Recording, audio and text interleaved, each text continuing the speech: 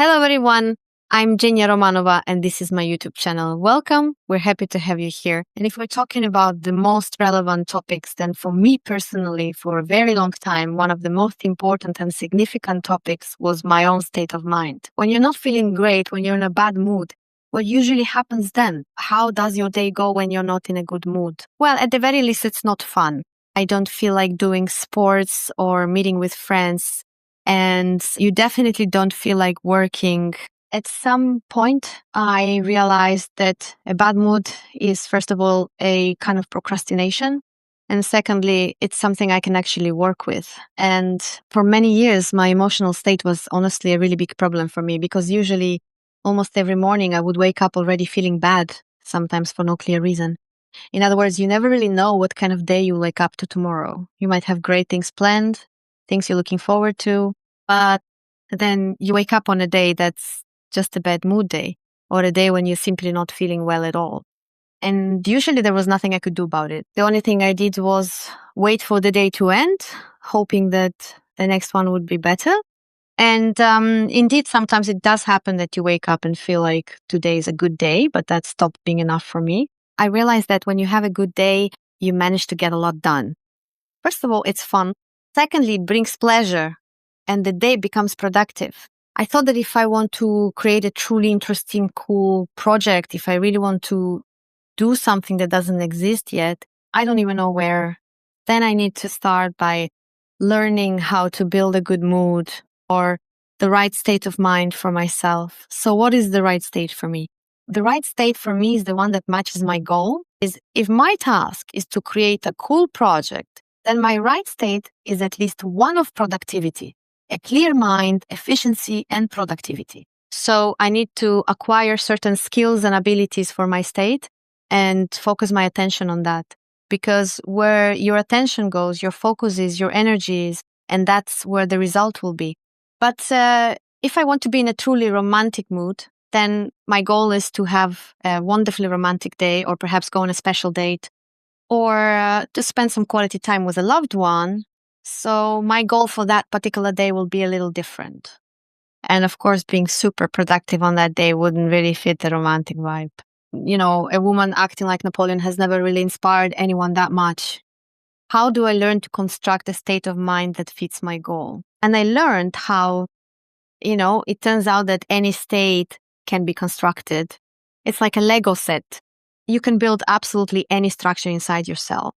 But first, you need to want it, set that goal for yourself, and realize that my state is something I construct myself. I can either just be aware of it and wake up as I used to, like it's a lottery, having either a good day or a bad day, or I can actually construct it. And since then, I've developed a morning ritual. First of all, I generally try to wake up at around 5:30 in the morning because if you didn't already know, most of life's true magic actually happens between 5 and 7 a.m. If you consider yourself to be someone who usually wakes up at noon, then you've probably never truly experienced the real magic of life and the genuine sense of wonder that comes with it. And I strongly recommend that you try for a certain period, say 3 months, to adopt just one habit, waking up between 5 and 5:30 in the morning. Your life will change. I promise. And if your life is already amazing, you'll learn to live on super high energy and vibrations, and you'll definitely enjoy it. So I started waking up at 5:30 in the morning.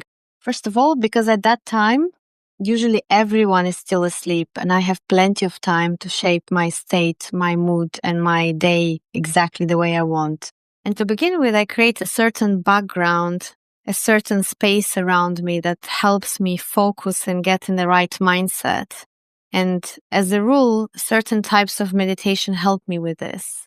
I'm very sensitive to music, so musical meditation is important to me. In other words, the musical component is very important to me. But that's just my personal trait. I don't know what will work for you. You can experiment and play around with it. It doesn't necessarily work for everyone, but it works for me. When I focus during meditation, I become aware of what is currently active in my field, what I need in this field, in my informational space, and what in my informational space has already outlived its usefulness. And I have an amazing ritual that works like magic. I recommend everyone try it. After that, I take a sheet of paper and write down everything that no longer works, some silly dreams, past situations, dialogues that for some reason I still have with people I haven't seen in many years and who play no part in my life today. And the most important thing, after you've written this down on a piece of paper, you need to burn it. If you don't burn it, for some reason it doesn't work. But when you do burn it, for some reason it works. There's an explanation for this. You transfer a certain energy that's inside you onto the sheet of paper. And when you burn that sheet of paper, you're burning, let's say, that negative energy or the energy you no longer need. And this frees up space within you for something new. At that very moment, I begin to carefully construct in my mind, in my imagination, the reality that I truly want to create for myself. And the most interesting thing is that in all these morning rituals and practices, I noticed that there was actually a time when I didn't have any of the things I have now. And the realization that I now have things that I once didn't gives me an understanding of this sort of bridge that I'm currently building toward a new version of myself that I want to become, but I'm not yet. And what really helps me is the moment of awareness and appreciation for what I'm experiencing right now.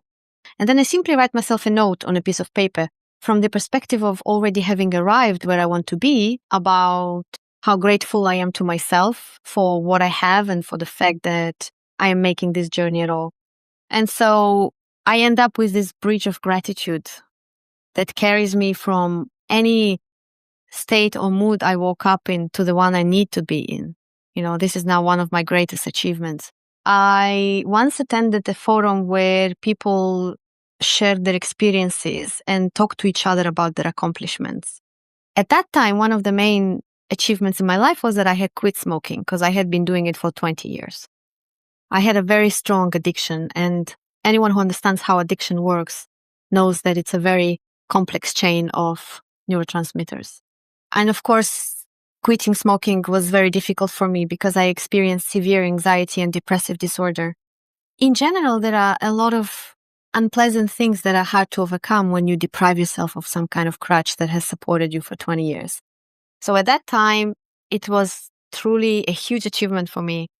And now, for me, an achievement is truly being able to construct any state of consciousness based on my current task, and also based on the specific goal I set for myself at this particular stage of my life. Sometimes it honestly feels like my life is a Lego set.